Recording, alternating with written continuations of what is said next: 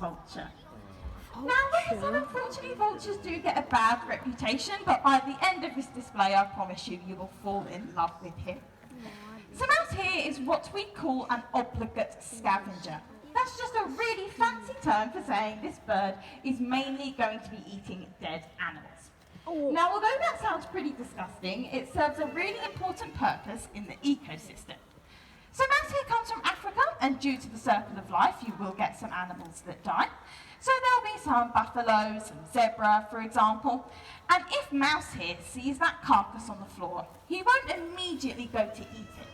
What he will actually do, using his light size, he's very buoyant, he will, very similar to Pegasus, he will rise on those air circles. So he'll stretch out those large wings there and soar to hundreds of feet without even beating a wing.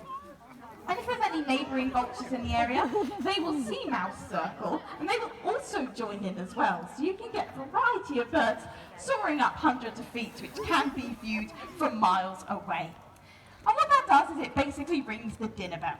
Now, you've probably seen in movies or documentaries, you don't just get one vulture at a carcass, you can get even hundreds of vultures at one single carcass. And what these vultures will do is they will strip that carcass to its bone in a matter of hours, getting rid of all that horrible rotting meat that no other animal will touch. And as well as getting rid of all that horrible rotting meat, they'll get rid of all those diseases. As you can imagine, dead animals are a harbour for a number of diseases. Things like anthrax, cholera and rabies, all those horrible diseases that can kill a variety of animals, including us, won't actually hurt a vulture whatsoever. And that's because this bird has the strongest stomach acid in the whole animal kingdom. So that means all those horrible bacteria and viruses simply just dissolve in his stomach. So again, if one's getting rid of all that rotting meat, they'll get rid of all those diseases.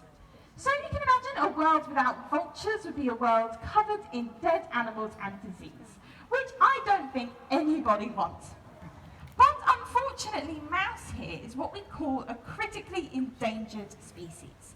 Now this means if his numbers get much lower, he will actually become extinct in the wild.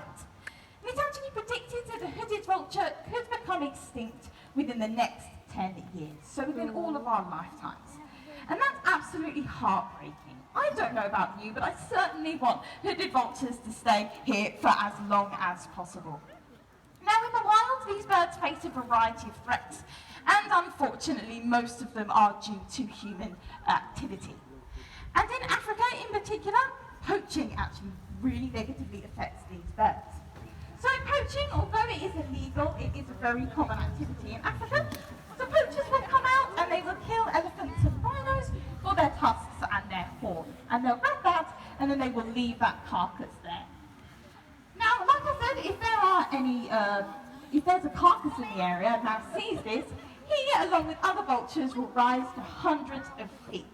And it's really, really obvious to any wardens in the area that an animal has been poached due to these vultures circling, and the poachers will get caught and they're quite often killed.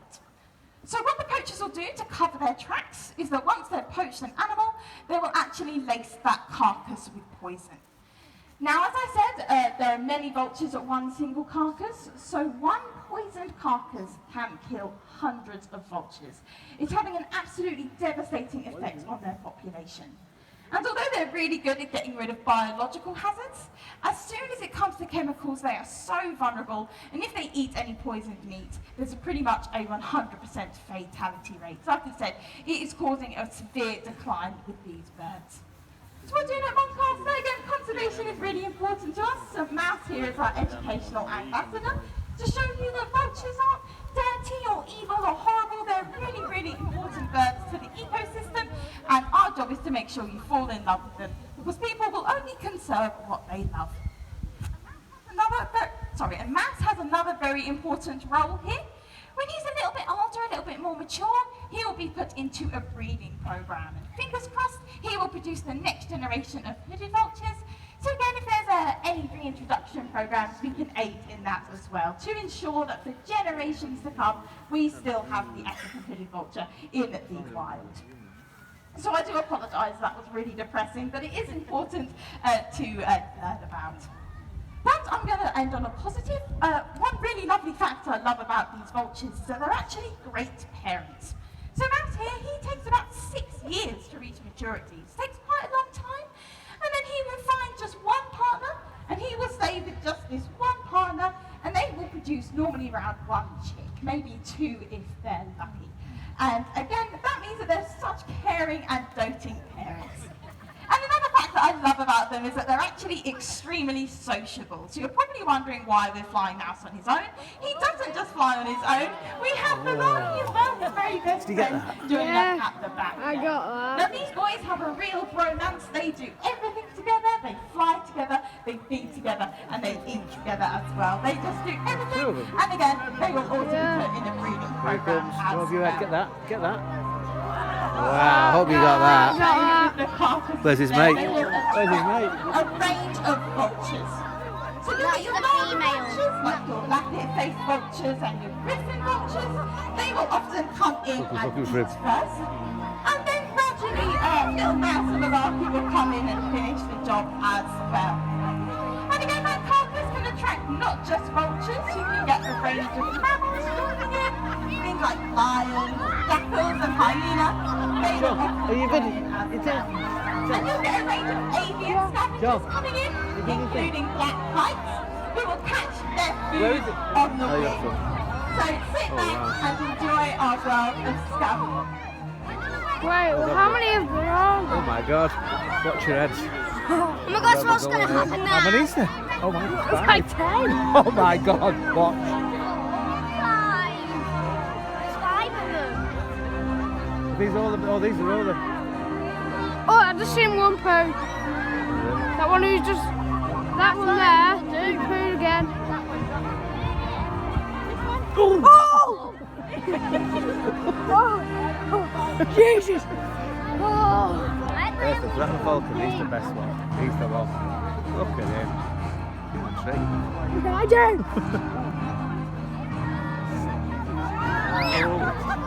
I got that, I definitely got that. Look at this fella there. Oh, that's a look, do you? No!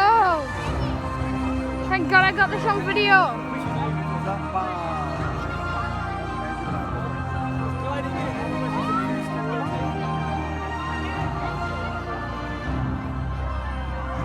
Now there's 5 of them.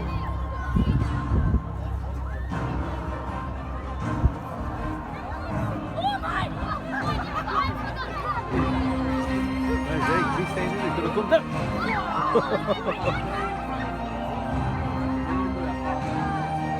So fast. Look at this fella. I got that, I kinda got that, I kinda got that. You know what to look, you don't want to get bombarded. I wonder what Tracy's thinking. Not that dash. Yeah. Look at oh bro, imagine if they start circling where Tracy is now. Yeah. Oh, it took her head off. Oh, missed round with your head that way.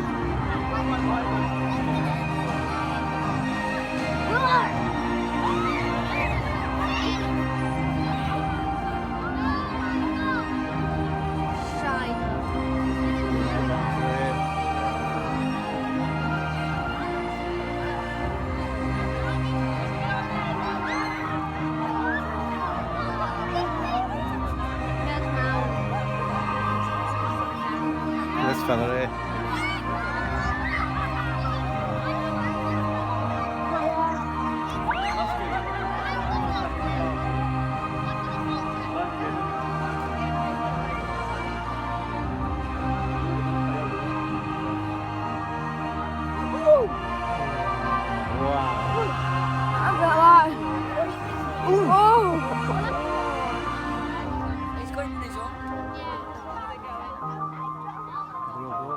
So that is the finale of our Sky Hunters display. Vultures are going to go